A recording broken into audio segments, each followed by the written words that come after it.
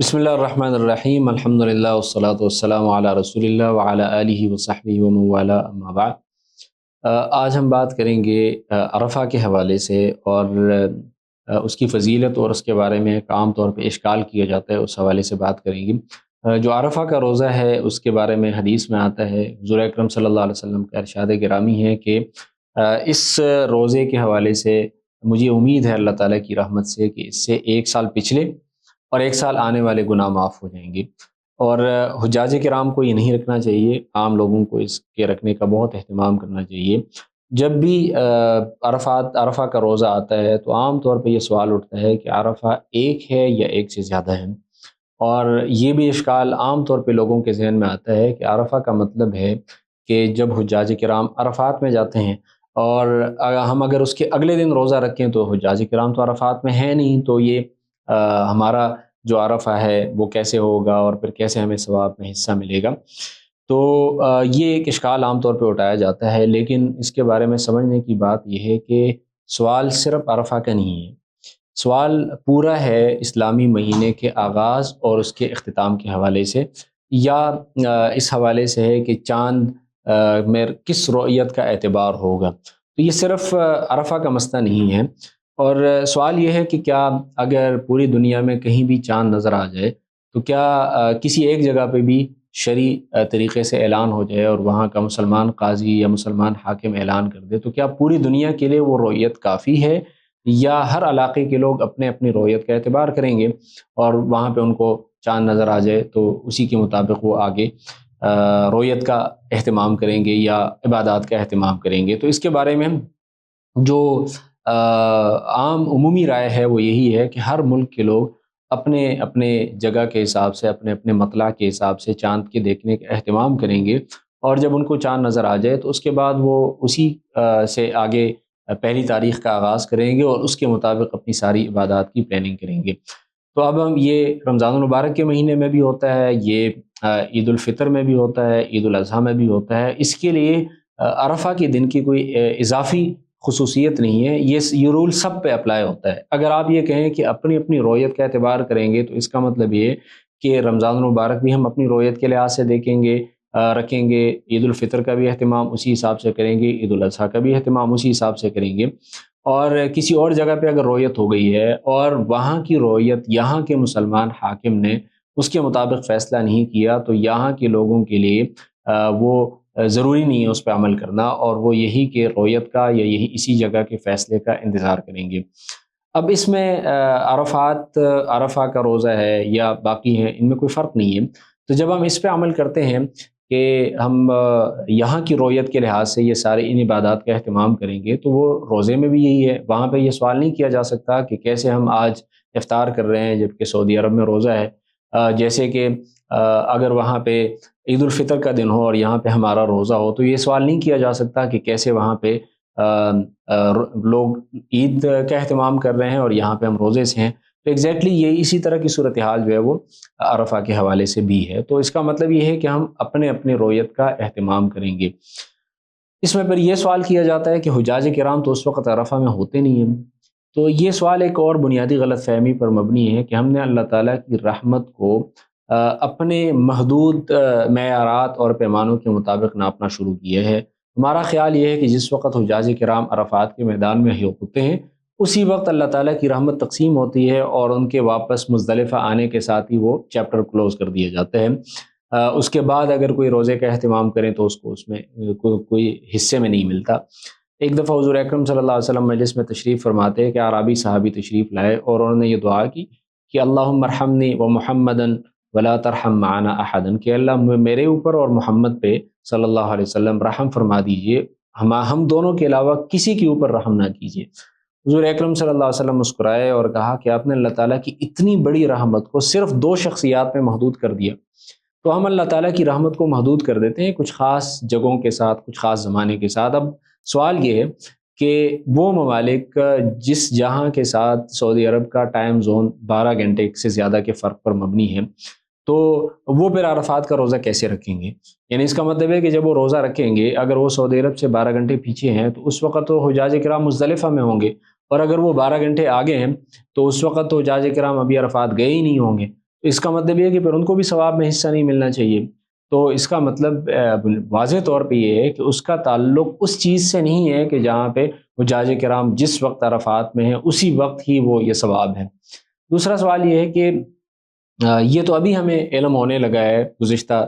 10-20 سال یا اس سے کچھ زائد عرصے سے کہ سعودی عرب میں حجاج کرام عرفات میں کب گئے ہیں۔ اس سے پہلے تقریباً 1400 سال یا اس سے کچھ کم و بیش زمانہ تو ایسا گزرا ہے کہ پوری دنیا کو پتہ ہی نہیں چلتا تھا کہ حجاج کرام کس دن عرفات گئے ہیں، بلکہ جب حجاج کرام یہاں سے جاتے تھے پھر وہ حج کی ادائیگی کے بعد واپس آتے تھے سمندری رستوں سے یا اس کے علاوہ باقی ذرائع سے، تو اس کے بعد حجاج کرام معلوم کرتے تھے، حجاج کرام سے معلوم کیا جاتا تھا کہ آپ نے عید کس دن کی تھی اور عرفات کب گئے تھے۔ تو اس کا مطلب یہ ہے کہ گزشتہ 1300-1350 سال مسلمانوں نے جو عرفہ کا روزہ اپنے حساب سے رکھا ہے، اس کا تو پھر یعنی غیر یقینی صورتحال پیش آئی کہ اب ہمیں علم ہی نہیں تھا کہ حجاج کرام کس دن عرفات میں ہوں گے۔ اس لیے ہم چاہے وہ لیلۃ القدر ہو، اگر لیلۃ القدر 27ویں رات کو ہیں اور سعودی عرب میں 27ویں رات ایک دن پہلے تھی، تو پاکستان میں جب 27ویں رات ہوں گی تو اسی حساب سے اس کا اہتمام کیا جائے گا، اور اللہ تعالیٰ کے لیے کوئی بعید نہیں ہے کہ وہ وہاں کے لوگوں کو وہاں کے حساب سے نواز دے اور یہاں کے لوگوں کو یہاں کے حساب سے نواز دے۔ جیسے جہاں جب سعودی عرب میں جمعے کی نماز ہو رہی ہوتی ہے تو کسی جگہ پہ وہ رات ہوتی ہے، کسی جگہ پہ دن ہوتا ہے، کسی جگہ پہ اس کے بعد والا وقت ہوتا ہے۔ اسی طریقے سے اللہ تعالیٰ حضور کا ارشاد ہے کہ جمعے کے دن ایک خاص گھڑی ایسی ہے کہ جس میں دعا قبول ہوتی ہے۔ بہت سارے محدثین کا خیال یہ ہے کہ عصر کی نماز کے بعد کا وقت ہے، تو جہاں جہاں جس وقت عصر کی نماز کا وقت ہوگا تو اسی کے مطابق اس کو دیکھا جائے گا۔ اسی طریقے سے تہجد کے وقت میں اللہ تعالیٰ اپنے شان کے مطابق آسمان دنیا پر نزول فرماتے ہیں، تو اب جس وقت جہاں جہاں تہجد کی نماز کا وقت ہوگا تو اسی وقت اللہ تعالیٰ کی طرف سے اعلان ہوتا ہے، اسی وقت اللہ تعالیٰ کی رحمت متوجہ ہوتی ہے، تو اس کو کسی خاص جگہ کے ساتھ، کسی خاص علاقے کے ساتھ، کسی خاص جغرافی کے ساتھ محدود کرنا یہ ایک محدود سوچ کی وجہ سے یہ لازم آتا ہے۔ تو اس لیے عبادات میں بجائے اس کے کہ ہم اس کی روح کی طرف جائیں، ہم ایسے مظاہر میں اختلاف کرنے لگتے ہیں۔ قرآن مجید میں ہمیں سمجھایا گیا ہے، صحابہ کرام نے حضور اکرم صلی اللہ علیہ وسلم سے سوال کیا کہ یہ چاند گھٹتا بڑھتا کیوں ہے؟ یسألونک عن الاہلہ۔ اس سوال کا جواب اگر اسی وقت دے دیا جاتا تو وہ صحابہ کرام یا اس زمانے کے لوگوں کے فہم سے بہت زیادہ بالا تر تھا، اور اس وقت اس چیز کو سمجھنا آج کل تو بالکل آسان ہو گیا ہے، اس وقت اس چیز کو سمجھنا مشکل تھا۔ تو اس لیے اس کا جواب یہ دیا گیا کہ آپ کو چاند کے گھٹنے بڑھنے کے بجائے اس کو دیکھنا چاہیے کہ اس کے ساتھ کون سی عبادات متعلق ہے۔ قل ہی مواقیت للناس والحج، کہ اس کے لیے حج کے ایام ہیں، باقی اوقات ہیں، باقی عبادات ہیں، وہ اس کے ساتھ جڑی ہوئی ہیں، اس پر فوکس کرنا چاہیے۔ تو بجائے اس کے کہ ہم عرفہ کے دن روزہ رکھیں، عبادات میں مشغول ہو جائیں، انہی بحثوں میں ہم لگے رہتے ہیں کہ عرفہ کس دن ہے۔ اگر ہم اس کو دیکھیں پھر اگلے دن جو ہے وہ حجاج کرام، اس کو یوم النحر کہا جاتا ہے اس لیے کہ حجاج کرام اس میں قربانی کرتے ہیں، حالانکہ یہاں پہ ہم قربانی نہیں کر سکتے۔ اس سے ایک دن پہلے جو ہے نا یوم الترویہ ہوتا ہے، تو یہ ایک خاص حجاج کرام کے وہاں کی عبادات یا اس وقت کے لحاظ سے ہے۔ یہاں کے لوگ جو ہے وہ اس میں اس کا اہتمام کریں گے کہ اپنے حساب سے روزہ رکھیں گے۔ اور دوسری بات ہے کہ 9 دن روزہ رکھنا ہے تو ہمیں چاہیے کہ ہم 8 ذی الحجہ کو بھی روزہ رکھیں اور 9 ذی الحجہ کو بھی روزہ رکھیں، اس سے دونوں دنوں کا ثواب ہمیں مل جائے گا۔ تو اس لیے یہ ایک جو مسئلہ ہے یہ اختلاف مطالعے کے ساتھ جڑا ہوا ہے، اور یہ ایسا نہیں ہے کہ اس کو ہم باقی دنوں سے یا باقی مسائل سے یا باقی عبادات سے ہٹ کے ایک الگ طور پہ دیکھنا شروع کر دیں، بلکہ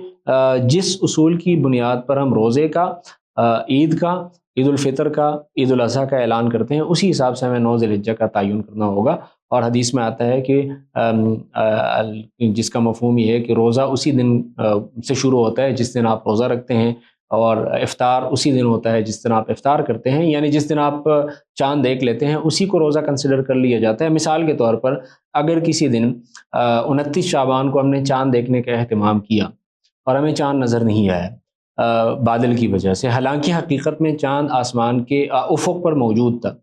ہمیں چاند نظر نہیں آیا، اگلے دن ہم نے اس کو 30 شعبان کنسیڈر کیا، جبکہ حقیقت میں وہ یکم رمضان ہونا چاہیے تھا،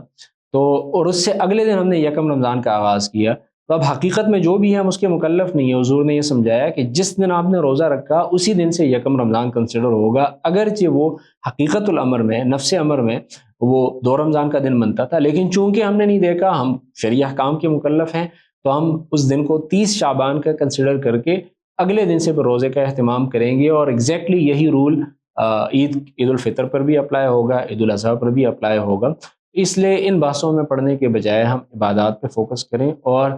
اس کو سمجھنے اور اس پہ عمل کرنے کی کوشش کریں، تو اسی میں ہمارے لیے بھلائی ہے۔ اور جیسے عوام کے لیے دین کی بہت ساری چیزوں کو سمجھنا بذات خود مشکل ہوتا ہے، اس میں ہم جس آدمی کے علم اور تقوی پر ہمیں بھروسہ ہوتا ہے، علماء کرام ہیں جو اس فیلڈ کے ایکسپرٹ ہیں، اس کی رائے ہمارے لیے میٹر کرتی ہے۔ تو ہر چیز کو از خود